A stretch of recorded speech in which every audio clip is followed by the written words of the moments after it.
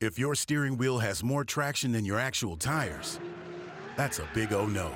Thankfully, for all your car's big O no's, there's always a big O yes. Now through February 2nd, buy 3, get 1 free on select sets of 4 Aspen Touring AS or Mesa AP2 brand tires with paid installation purchase. Big O Tires, the team you trust. Disposal fees extra and up to 10% shop fee based on non-discounted regular retail price not to exceed $35 where permitted. See store for pricing. Eligibility may vary. Not valid with other offers. At participating locations, no cash value. At Big O Tires, 13521 Madison Avenue, just off 135th Street. If you're coming from the Kansas side, off of Highway 150, if you're coming from the Missouri side. So we are here today talking Chiefs with Herbie Teope. Good to see you, Herbie. Good morning, Blair. Good morning, guys. With Vahe Gregorian. Hi, Blair. Good to see you, my friend. Too. We are Samless today. You may have noticed, just the 3 of us here. We've got Sam McDowell on assignment, and Sam Mellinger is just out for personal reasons, and we our thoughts are with Sam, and we'll see him in Miami next week. And I'll see you guys in Miami next week, because you know who else is in Miami next week? I don't know who. Why are we going to Miami? What's in Miami? So yeah, Chiefs are in the Super Bowl. That has not been said in 50 years, and we're happy to say it. And how about that? We talked about it after the game, after they beat the Tennessee Titans on Sunday for the AFC Championship. But we're going to not look back. I think time for looking back is finished. We're going to look ahead now to the matchup against the San Francisco 49ers. We didn't talk much about that. We didn't get a chance to really at the Facebook Live after the AFC title game. So let's kind of take a first look at the matchup and what the Chiefs are going to confront in the San Francisco 49ers. It's a team that obviously they didn't play during the regular season, unlike the 2 they faced in the postseason, the AFC playoffs. They did see him in the preseason game 3, but Means a lot there. it does well. The fact that it was preseason game 3 and not 1, 2, or 4 Correct. means Good point. some starters played a little longer than they would have. And who was it? One of the players, I think it was Mahomes, brought that up yesterday. That look, played him in the preseason, and we have some little bit of film on that. So It is funny, though, thinking this through, right? The Chiefs' path here was against teams they'd lost to in the regular season. And, of course, this doesn't count in anywhere near the same way. But it's probably still rare to have at least had a shadow boxing opportunity against the team that you're playing in the Super Bowl. And what is really derived from that, I don't know. I mean, one thing we do know is that the defense was nowhere near being formed as it is now with the Chiefs. And again, we wouldn't have really felt that in the preseason anyway, but certainly San Francisco will be seeing something entirely different that way. What I don't know about the 49ers is how radically different their evolution might have been since the preseason as opposed to the Chiefs defense. I don't know, Herbie, what you would say is, really come into, tangible form for the 49ers in a different way than might have been anticipated. I don't know what that would be exactly. I think, especially with preseason games, and Blair mentioned this, it was the 3rd preseason game, but most of the play calls in August are pretty vanilla. What coaches want to see during the preseason in that 3rd game is to get their starters extended action, because they typically do not play in that 4th game. So get their legs under them and set them up for the regular season. And is it true, by the way, when coaches say this, do they mean it, that there's no scouting, there's no real, you're not creating a game plan for the other team in the preseason? It's not like you're contouring it to them. They might script a few plays because they want to see something specific from their offense or even their defense. But I think, from my experience from covering the Chiefs and the Saints and then back on the Chiefs beat, I think that does hold true. They're not going to go a full-out game plan, but at the same time, it gives you an idea of their personnel. Now, granted, Vahe nailed it. The Chiefs' defense has evolved as the season has progressed, and I think what sets them up well, especially against this 49ers team, is what they're going to be facing in the Super Bowl. They had a good test against Derrick Henry, and wow, they're going to need that against this 49ers offense that over the course of 2 playoff games has rushed for 400-plus rushing yards, and they don't do it with just one guy. They do it with 3. They got Coleman back there. You've got Mostert back there. You've got Breida back there, and then all 3 running backs rushed for 500-plus yards this past season. 49ers scored 23 rushing touchdowns. That trio combined for 15. And there's a test there. Well, you made this point just now a little bit, but also in what you wrote in today's paper and online. A thing that's kind of interesting is that difference in how the running games work for the two teams. And I wouldn't want to oversimplify what Tennessee brought to the table with Derrick Henry. We talked about this. I liked watching Tennessee play. There's a intricacy to what we think looks just, like, okay, we're going to plow. At the same time, Derrick Henry was pretty much the guy the Chiefs could fixate on, right? I mean, obviously you couldn't one style. But it was basically one style. Yeah. Now this is a little bit different, right? It's sort of a Swiss Army knife in a way. One of the things that from talking to the players in the locker room yesterday, Tyrann Mathieu says that the 49ers have a dynamic running game, but he wanted to point out that all three of those running backs are running 4.3, 4.4, 40-yard dash speed. Damone Harris tells me Derrick Henry was a traditional power-type running back, but these guys are all speed demons. And he's right, because they hit a crease, they're gone. And Matthew was saying the same exact thing there. They see a crease, they're gone. Or as he says, they're going to hit their heads on the goalpost because they're crossing the goal line. So you got to look out for that. That's always a danger. It was always harder when the goalpost was at the front of the end zone, but yeah. Yeah, so this is going to be a challenge. But I think the way that the Chiefs' defense has evolved over the second half of the season, they should be well prepared. Daniel Sorensen says, hey, stopping the run is stopping the run. And that's all they got to do. Well, Coleman suffered an injury, I think, in the NFC title game. Dislocated shoulder, correct. So what is Kyle Shanahan saying about his availability? Kyle Shanahan, he talked to the San Francisco reporters on Monday, and he said, hey, he should be okay. Don't quote me on that, but he should be okay. And I think with the extra week to rehabilitate him, basically he said he suffered a Lethal Weapon type shoulder separation. So if you think of Martin Riggs from Lethal Weapon, they were able to pop it back in. And that's basically what it was. But yeah, if he's ready to go, they're going to face a full complement of what the 49ers will throw at offenses. The Seattle Seahawks couldn't stop them. The Packers couldn't stop them. Again, 400-plus yards on the ground in the past two playoff games. So why were the Chiefs able to hold Derrick Henry to 69 rushing yards last Sunday? Look, Henry had 62 in the first half, and then the Chiefs took the lead, and I think Tennessee got away a little bit they absolutely got away from Derrick Henry in the second half. He might have been on pace for a 100-yard-plus rushing game had Tennessee continued its game plan. But I thought the Chiefs did a pretty good job of holding on to the ball, drives, possession time, and they were able to keep Henry kind of as a non-factor. I don't know if you can't count on that in the Super Bowl, can you? No, I don't think you can. What's interesting about the Henry thing is, the Chiefs ultimately flipped the script, right? I mean, we sort of thought of Henry as a guy, and the numbers probably bear it out, who, yeah, you might hold him up for a little while in the first half, and he's just going to, grind you down by the second half, and he'll still have something left. I think he only had 3 carries in the second half for 7 yards. So I think, Blair, that reflected a sort of a change in dynamic of the game.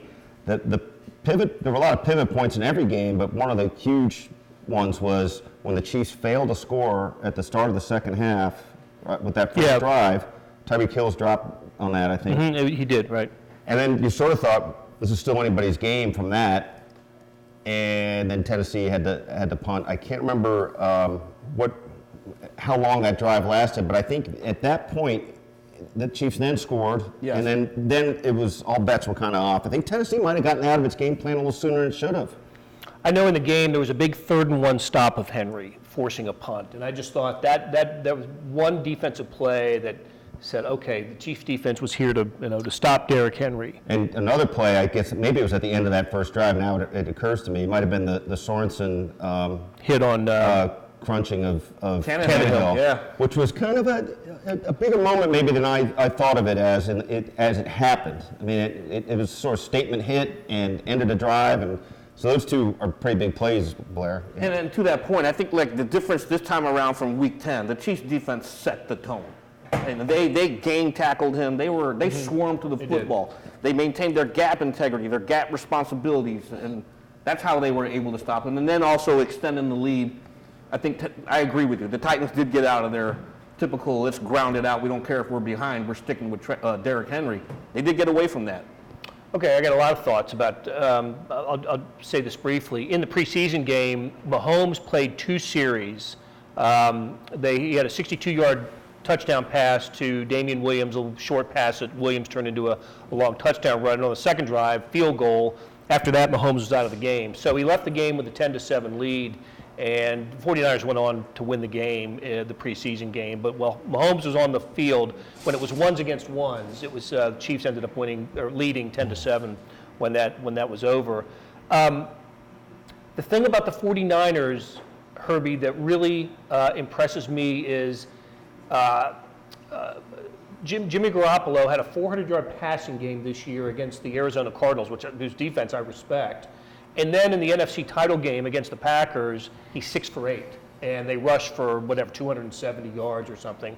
So that shows me that they are not a one-trick pony. They can do it both ways, and that's pretty impressive. They have a lot of weapons on offense outside of the trio of running backs that we talked about. You got Deebo Samuels over there. You got George Kittle, the all-pro tight end, who made the all-pro list over Travis Kelce. Yep. And you've got Emmanuel Sanders back there too. So you've got some very good offensive weapons in San Francisco, but Kyle Shanahan loves to run the football. And what sets this game up to me is, because you saw this against the Titans, they're going to run the football. And I think Tannehill was pretty effective early in the game with play action before the Chiefs clamped down. And that's something they're going to have to be aware of here, because Garoppolo and the 49ers have a lot more receiving weapons than what the Titans have. It's funny, you made me think of this, but Andy Reid yesterday was asked, I think, the question was something to the effect of, have we seen the end of the running game in terms of what, I think it was related to Andy's offense, and Andy made the point that football's still football in the sense that you try to play to your strengths and play to the opponent's weaknesses, and every week that shapes up a little differently, and it's not as extreme with the Chiefs, but we've certainly seen the Chiefs get into modes where, they've passed less, they've depending on how the game is unfolded, and I don't think there'll be any sort of guardrails on Patrick in the Super Bowl, but I also think they don't want to be predictable, and the first half will dictate a little bit of how they play in the second half. They certainly were able to play a complementary style of football at times this year that we haven't really seen them be able to do, something that dictates how you play on offense as much as you do on defense. I want to say one more thing about previous meetings between these teams. We'll get to some of your questions here. In the regular season game last season, when the Chiefs ended up winning, it was 38-27. The Chiefs had 5 touchdowns on 5 first-half possessions. It was remarkable, and you remember one of them. We all remember one of them pretty distinctly. Well, if you don't remember it, there's some video out there. There's also, I think, a 2,000-word, maybe 2,500-word Sam Mellinger column on just that play, which, of course, in its context. But I think Patrick ran 64 yards on his 27-yard touchdown run the other day. Yeah. But I think he might have run even a greater distance on the pass he threw to Chris Conley in the corner of the end zone that we'd seen sort of versions of kind of like whoa plays out of him before, but that might have been one of the very first that people were going to say that's going to be on his forever highlight reel. Yeah. It was among the first half dozen anyway. It was an amazing play, and whereas we ran 64 yards last week to cover 27, he had to cover 27 to get, it was a running play. This one was all behind the line of scrimmage, however many yards he ran to complete the pass to Conley. The other thing, though, the 49ers had 2 first-half touchdowns, or at least 2 touchdowns at some point in the game where the coverage was busted. I think it was Kittle one time was just wide open, and another time another 49er player just wide open. No Chiefs defender within sight of the receiver here, which gets me thinking. Shanahan, he's got a pretty good offensive mind. They can fool you, deceive you. He can call some plays. Remember, Andy Reid has been very highly. He's typically complimentary of the opposing team. You're looking forward to the challenge, etc. But I think it's very genuine with Shanahan. Remember, Shanahan made his bones as an offensive coordinator before the San Francisco 49ers hired him away from the Atlanta Falcons. And that Falcons offense that year led the league in scoring, yards, rushing, passing, everything else. So the guys, he's got the offensive mind, and I think this game here it's going to be entertaining as heck. 2 offensive gurus going toe-to-toe. obviously Oh, go ahead. I was going to say Shanahan was the offensive coordinator for the Falcons team that led the Patriots 28-3 in the Super Bowl. Yes. Earlier that season, the regular season, the Chiefs went to Atlanta and beat them. That was the famous pick 2 game by Eric Berry. So After his pick 6 earlier. Yes, yeah. Just the quick thing on that, to clarify that pass to Chris Conley, Patrick only ran 35.7 yards on that, but to your point, that was all in the backfield. Yeah. And, the 64 yards, minus 27, so it was basically the same amount he ran behind the line of scrimmage. Right. Okay, Cameron Humphrey says, I believe the winner of the game will come down to who wins a turnover battle. Your thoughts? I kind of think so, especially if you think it's going to be an even game. The odds makers certainly think that. It opened at 1.5, Chiefs, and I've seen it down to 1. Usually, so you think about a football game having 10, 11 possessions, each score touchdowns, say, on 3 or 4 of them, field goals on 1 or 2 of them. I just see it's so even that it might come down to who gives away a possession. It might, and this is sort of a thing that's oddly enough maybe underappreciated about Patrick Mahomes. He doesn't throw interceptions. I mean, he's thrown 5 this season. And none in the playoffs. And, I'm sure right away we'll get somebody saying, well, you just jinxed that. There are no jinxes. Well, we can go as on what we see here in the material world. But look, Pat, that's part of what the Chiefs are about. And that's why, it's funny. I mean, anytime there's been a fumble that the Chiefs have lost, it's like a tremor through the land, because it's really out there for them to do that. They value the ball as much as any team I've ever seen, and it's treated as such, and because it's treated as such, I think it plays out that way. That being said, the way these games can go, we all know this. I keep going back to the Baltimore Tennessee game. Ravens driving on that first series, ball gets tipped and picked, interception. Yeah. Not because of the quarterback. It's just one of those things, and that I believe that sort of started a chain reaction, and that happens in any game. So luck's got to be on your side a little bit. It's funny when the Chiefs when Mahomes comes close to throwing an interception, it's a gasp. It's like, what? What's sort of business as usual for everybody else? A ball that might get tipped, or just he's pressured and he throws it into. He's great at throwing it away, but sometimes he'll throw it into what he thinks is an empty space. There might be a defender closer to it than the Chiefs player. It's oh my goodness, which is so different than what we thought. Remember, if we could ever find those stats, no need to really find them. Our predictions before his first season. I think the touchdown to interception ratio would have been the consensus prediction out of us would have been something like 31 touchdowns, 23 interceptions. Yeah. We thought it was going to be like that. Mm-hmm. It was not like that then, and it's not even less like that now. Okay, Vasu Rael, I hope I'm pronouncing that right. Hasn't heard Terrell Suggs' names much. Looked like he was, factor in the playoffs. What's been his impact, and what's his role for the Super Bowl? One of the roles he has is he's one of the very few guys in that locker room that's been in a Super Bowl. Yeah, and I think when you think of his impact, it doesn't show up in the stat sheets, but he's very active out there. He's commanding a lot of double teams. He's setting the edge. And remember, it goes down to your individual responsibilities. What does a defensive coordinator expect you to do? And he's doing his job.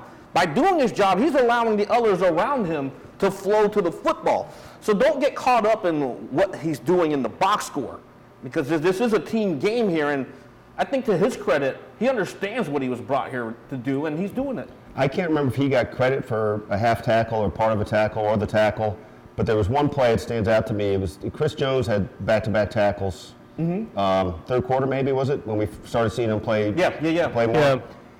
But it was completely Suggs turning the play inside, and I think he maybe even started the tackle and Chris finished it. But that, to me, is a sort of symbolic of what he's been able to do, and just a little more in view there. Yeah. Terrence Warnell Robinson says Kyle Shanahan has a great track record of producing running backs, but passing offense isn't that great. The year in Atlanta, he produced Freeman's best seasons ever, as well as Coleman, who's now in San Francisco with him. But he hasn't elevated the passing offense. I'll tell you, Garoppolo, I think, is also sort of a limited player. He's not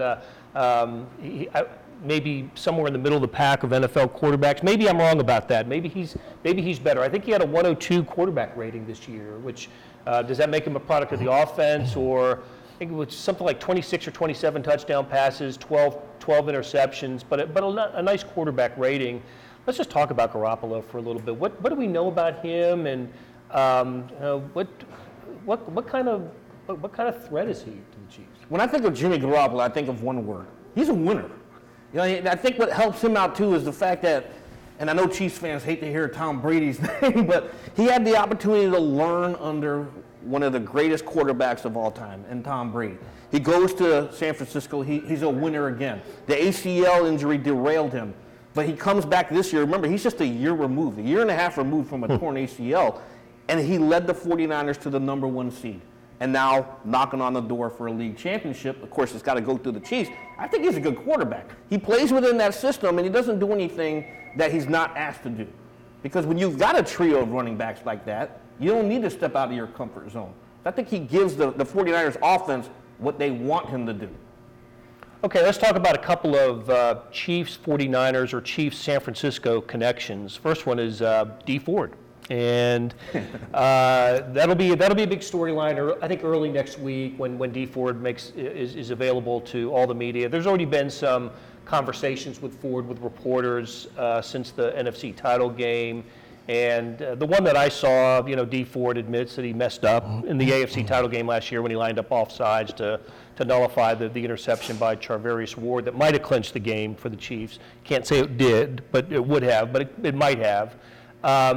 But I thought Mitchell Schwartz had a good thought about this yesterday when asked, kind of point blank by Todd Lebo at Sports Radio 810, did the Chiefs blame Dee Ford for the loss last year? Yeah, and Mitchell Schwartz, as many of you would know, and as we have experienced, is one of the most thoughtful guys on this team, and very smart, and takes on questions like that, and really gave a thoughtful answer that I think ought to be something everybody considers as they think about how to look at Dee Ford. Think about how the Chiefs view him. Be sure to read Blair's story on that today. Just Google Mitchell Schwartz and Dee Ford. He talked about a few things. It's never one play, and we know that in football. B, to your point, we don't know that would have sealed the game. I mean, I think the term we've all stuck with is likely would have, or potentially would have, probably would have, in conjunction with coin tosses and such. But the other thing he brought up that hasn't been discussed that much, and we don't really have the answer to, but he introduced it into something we should consider, is the idea that Tom Brady may not have thrown that ball if he didn't anticipate that the penalty was coming. That Brady might have looked at that as a free play. That makes the interception look different, doesn't it? Mm-hmm. And we treat it as the penalty negated the interception. We might also consider looking at it as the interception came because of the penalty. I mean, I'd have to study it yet more, and I don't know if you guys have to a point where you could say what Brady saw or didn't see, but I think that's a very interesting thing to look at, and I do think we have to all remember no one play or one person loses a game. Sometimes it comes to symbolize it, though, mm-hmm. and that's what Dee Ford's going to be dealing with this next couple of weeks. That's right. It's kind of a Bill Buckner play. Yeah, right? Yeah. That's right. Well, I did go back and look at the play just to remind myself. If Brady saw the flag and reacted to it with the play, it wasn't a great decision because it was to Gronkowski. It was an overthrown ball to Gronkowski near the line of scrimmage, so it wasn't like he was taking a chance in the end zone. And it was a 3rd and 10 play, and it wouldn't have gotten a first down. But the Patriots were down 4. It would have gotten them maybe 4 or 5 yards and would have set up maybe a 4th and 5 if there had been no flag. If no flag and the play gets run without any sort of ulterior factor here. Maybe if he completes the pass to Gronkowski, it goes for about 4 or 5 yards, and the Patriots get a 4th and 5, and who knows what happens. There was a minute left in the game, but yeah, look, Dee Ford is. He talked about it after the game, the day after the game last year. He spent time in front of his locker room talking about it. And the thing I remember most, though, is pardon me for not knowing who to credit for this, but there was that clip of Dee Ford on the sideline, and he's asking somebody, they're saying I was offside, and the part I always remember was I? It just piercing. And I know a lot of people don't feel bad for him necessarily, but I do. It shouldn't have happened. I don't know spatially how he did that, but it was something he was doing all season, and didn't get flagged for much. Okay. The other connection, and that's why I said Chiefs and San Francisco, is Andy Reid. Started his coaching career actually as a graduate assistant at BYU. He spent 1 year, I think it was 1982, as a BYU graduate assistant where he had played offensive line for Lavelle Edwards. But starting in 1983, he joined the staff at San Francisco State. I wonder if is it University, San Francisco State University, I wonder. But anyway, he starts his coaching career at San Francisco State, so he knows the Bay Area. He knows the Bay Area. He was there 3 years. It's a Division II, now defunct Division II non-scholarship program. And among the stories that keeps sort of resurfacing is that Andy, on a 3-man staff, was there with Dirk Cutter in 1985, who would also go on to be an NFL head coach. It's just kind of amazing. But their careers kind of escalated with each other in some ways. But the fun stuff, Blair and I were talking about this yesterday, it never gets old thinking about the early roots of these guys. And at that point, Andy Reid's job included fundraising by grilling hot dogs amid campus protests, with students lying down to play dead as the alarms blared on campus, and driving state car number 15 around to do recruiting and stuff like that, and 10-hour bus rides, right? And for $22,000 a year. But Andy will tell you that it was a very valuable experience, and part of it, I think we've seen this in different any profession, right, where you're called on to do all these things because there's only 3 or 4 of you. Then you develop further skill set, and you just got to learn how to manage problems, so from there, Andy went to Northern Arizona for a year, but then he got sort of another break going to Texas El Paso because Dirk Cutter was with Bob Stull's staff there. And then they ended up at the University of Missouri, and then another one of the connections from the Bay Area, Mike Holmgren,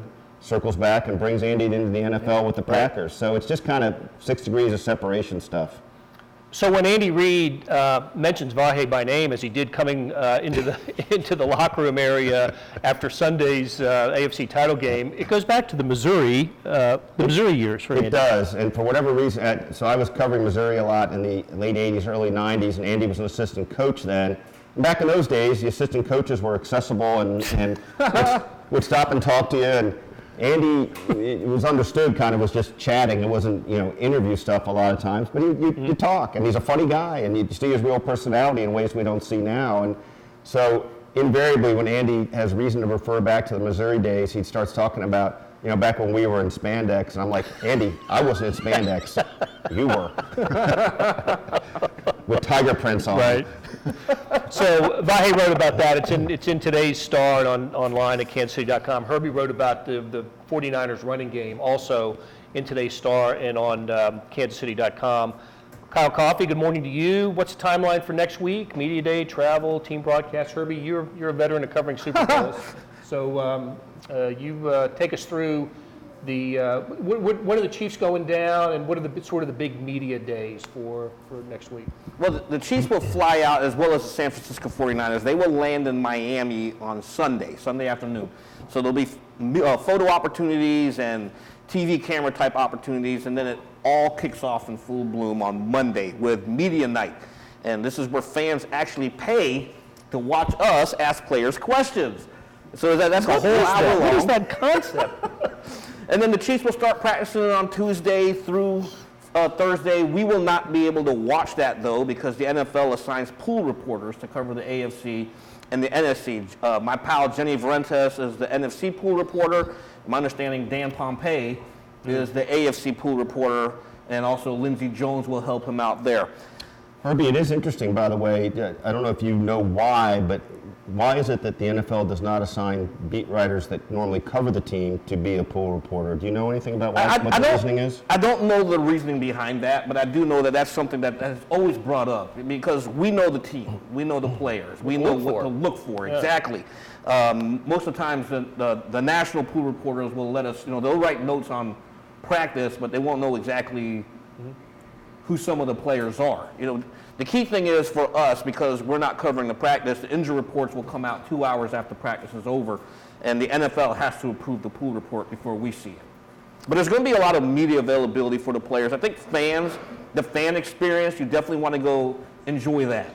They have a lot of static displays out there dealing with the National Football League and a look back at all the Super Bowls that have happened before this one. So it's a good experience for us. We're going to be working our tails off. Yeah, I'm counting on that. Keith Scally, I hope I'm pronouncing that right, Keith. Don't forget about Andy Reid's record coming off a bye. Take that into account. Yeah, it is interesting, though. It's phenomenal. What I don't remember is in Super Bowl in 2005, was that a 2-week Super Bowl? I'm year, sure. or was it a 1 week? No, it's been that way for a long time. Yeah, it has been that way for a long Okay. time, and obviously the Eagles lost to the Patriots. Yeah, and I do know it has been like that because even Patrick Mahomes talked about it yesterday, how getting your tickets set up and everything. And I've talked to a couple of Eagles players in recent days, and they all said the same thing. It was take care of your tickets, take care of your family on Monday and Tuesday. Wednesday you hit the practice field, and then the weekend you're off. The Chiefs are going to try to get as much done as possible this week. They're going to game plan for the 49ers this week, because next week, with all the gazillions of media obligations, so many distractions, you want to take care of everything before you fly to Miami. I used to think it's just too long, but of course now that we're in the eye of the storm, I'm thinking, well, you can see why. Yeah. Imagine if this were Thursday of game week already after everything, and compressing for them the time frame of everything they'd have to get done. It just wouldn't make any sense. Right. Yep. Okay, this is where we give Tammy and Shelley a heads up, because we're going to talk about our favorite segment, Where the Rubber Meets the Road. And because there's not a game this week, we'll not pick our players that have to perform, have to come up big for the Chiefs to win the game. But you have receipts from last week, though, right? I'm just checking. Yeah, I got a bad rap last week. No, I didn't. That was on purpose to get my guy some pub. Let's review our picks from last week, though. Herbie, who'd you have? Who was your rubber meets the road? I stole yours from the previous week. I went with Daniel Sorensen. Who had a good game, had a big hit in that game, 7 tackles. Yep. Hey, rubber met the road with Daniel Sorensen. How about you, Vahe? I don't know. Oh, I must have had Tyron. Yes, you did. I did have Tyron, and he was a nice factor in the game. Absolutely, eight tackles. And it wasn't as good as my pick the week before of McCole Hardman, who peeled out to make the rubber meet the road. Yes, he on did. That kickoff return, even though that was second to your Daniel Sorensen pick then. Left some rubber on the road. McCole Hardman did. Mine last week was Damian Williams. Got into the end zone, had a touchdown run. I believe Sam McDowell had Reggie Ragland, so not a bad pick. I know it was hard. Ragland didn't have great stats, but it was a good idea for a pick. And Sam Mellinger, I cannot remember, it was Kelsey or Hill. I think it was Hill. If it was Hill, yeah. Sam's the winner for 2 touchdown receptions. Keep in mind, Patrick Mahomes is off limits in these discussions. We don't go there. So for this week, again, we'll defer our picks for Rubber Meets the Road a week from now. But what we will do is provide some idea of how we think the game is going to go. We're going to pick a winner and maybe a score or an area where we think the score will be, and then compare it to next week, how we feel about this a week from now. So I'll get it started, okay? I'm going to pick the Chiefs in a really close game of something like 31-28. I do think a high-scoring game, and I think a high-scoring game does favor the Chiefs. I think Patrick Mahomes is going to continue his postseason, magical run here. Herbie, what do you think? We know this is going to be a close game. The Vegas odds makers, who typically nail these point spreads, has the Chiefs favored by 1 point. And I think it's going to be very close. I also believe it's going to be a high-scoring game because the 49ers can score. You look at 37 points against the Packers, 40-plus points against the Saints. They can score points. Yeah. We haven't talked about their defense. They have a good defense. Yes, it does. San Francisco is really good defense.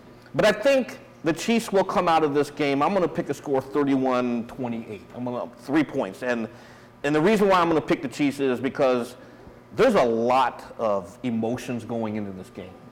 Coaching staff, players, want to see Andy Reid finally win the Super Bowl, and I think they do it here.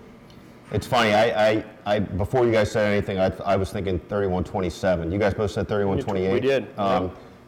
And a question to that is this is not our final answer. It is not. No. That's why we're gonna measure after we hear players and coaches next week. Then see if our minds have changed about it. We have the pulse of the game. Pulse of the game. That's right.